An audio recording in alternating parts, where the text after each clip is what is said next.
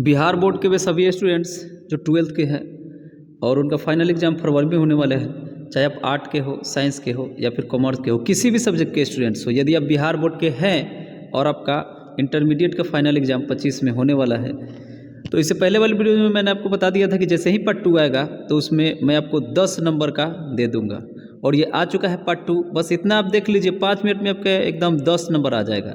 ये एग्जाम में कहाँ पर रहेगा वही मैं आपको बता दूंगा इसके बाद वाली वीडियोज़ में, ठीक है। इसमें केवल आप इतना जान लीजिए कि ये केवल देख लीजिएगा, इतना तैयार कर लीजिएगा कि एकदम 10 नंबर आना है तो आना है।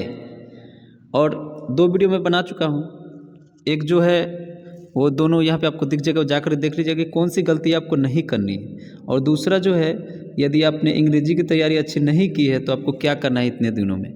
बस मैं जितना आपको बता रहा हूँ उतना जा करके देख लेना है। आप देखिएगा तो फिर वहाँ पे याद कीजिएगा कि वाह बिरजू सर ने क्या बताया था। एकदम एग्जाम रूम में जाइएगा तो मज़ा आ जाएगा, जो मैं बताऊँगा वही एकदम आना है तो आना है।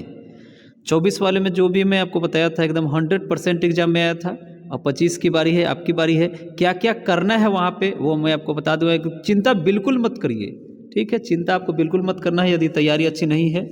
और ये जो मैं आपको बताऊंगा हो सकता है यदि आप याद किए होंगे इससे पहले तो अच्छी बात है, यदि याद नहीं किए होंगे तो वो भी मैं आपको बता दूंगा कि याद करने की कौन सी इसके विधि है, कौन सा तरीका है, किस तरह से आप इसे याद कर सकते हैं। तो 2 चीज़ें होती है यहाँ पे, आपका जो इंग्लिश का बुक होता है उसमें मुख्य रूप से 2-3 चीज़ें होती है, पर वहाँ पे 2 ही आपको पूछा जाएगा।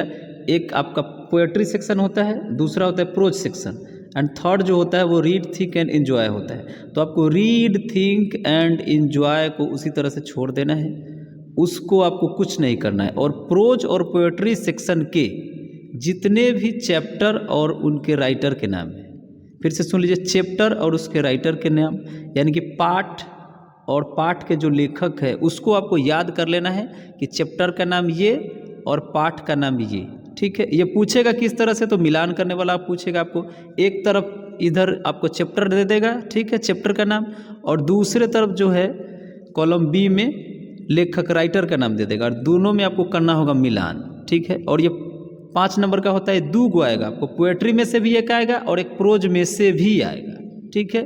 मैं बता दिया ये एकदम आ जाएगा। इसके बाद वाले वीडियो जो आएंगे उसमें मैं आपको लेटर और एप्लीकेशन लिखने का ट्रिक बताऊंगा। आपको यदि अंग्रेजी में कुछ भी नहीं आता है, केवल ABCD आता है, अपना सिग्नेचर करने आता है और अपना एड्रेस आता है, बस इतना से ही मैं आपको ऐसा ट्रिक दूंगा कि आप लेटर और एप्लीकेशन राइटिंग लिख करके आ जाएंगे एग्जाम में, चाहे वो कैसा भी एप्लीकेशन पूछे, कैसा भी लेटर पूछे। मैं ऐसा खतरनाक ट्रिक दूंगा आपको कि केवल आपको एड्रेस और सिग्नेचर आता होगा, उतना से ही आपको लेटर लिखना आ जाएगा। इसके बाद थर्ड पार्ट में आएगा, ठीक है। तो इसमें जान लीजिए प्रोज और पोएट्री जो है वो क्या क्या होता है। तो सबसे फर्स्ट में जो आपको मैच द फॉलोइंग आएगा 5 नंबर का, वो आपका रहेगा पोएट्री सेक्शन से। इस पोएट्री में मुख्य रूप से पोएम को बोला जाता है पोएट्री। इसमें आपके 10 चैप्टर होंगे, ठीक है, और जो प्रोज होंगे उसमें आपके 11 चैप्टर है, ठीक है। एक एक करके मैं बता भी दे रहा हूँ ये आपको। इधर यहाँ पे देखिए आपको दिख जाएगा ये पोएट्री, इसमें 10 होंगे। तो देख लीजिए यहाँ पे स्क्रीन पे आपको दिख जाएगा, ये पोएट्री सेक्शन है, इसमें 10 होंगे। और यदि आपके पास बुक है तो वहाँ से याद कर लीजिए, या फिर नहीं तो यहाँ से आप स्क्रीनशॉट जो है वो ले सकते हैं। फर्स्ट में देखिए, sweetest love I do not go, ये जॉन डॉन जी ने लिखा है। Song of myself, Walt Whitman ने लिखा है। इस तरह से आपका 10 है, ठीक है। और 10 ये चैप्टर है और उसके राइटर का नाम है। किस तरह से पूछेगा ये भी मैं आपको आगे बता दूंगा। अब दूसरी तरफ हम देख लेते हैं प्रोज सेक्शन को, ठीक है, उसमें 11 होंगे, तो वो देखिए कैसा होगा। तो देख लीजिए यहाँ पे आपको दिख जाएगा, ये है प्रोज सेक्शन, ठीक है। इसमें टोटल चैप्टर 11 होते हैं और आपको ये राइटर के नाम भी 11 ही होंगे। जैसे फर्स्ट में देखिए, individual civilization and culture, Indian civilization and culture, ठीक है, Mahatma Gandhi. Bharat is my home, doctor Zakir Hussain. A pinch of Manohar Malgonkar. इस तरह से दिया हुआ है। अब बात आती है कि आपको याद नहीं होगा तो क्या करना है। तो बउआ मैं आपको एक ट्रिक बता दे रहा हूँ, याद नहीं होगा तो क्या करना है। तो रोज़ ज़्यादा नहीं, आप 4 को याद करिएगा, या फिर नहीं तो 5 को, उससे ज़्यादा आप याद नहीं करिएगा। टोटल 21 है तो केवल 5 ही याद करिएगा। और यदि याद नहीं हो रहा है ना तो उसको कॉपी में आप देख करके लिखिए, ठीक है।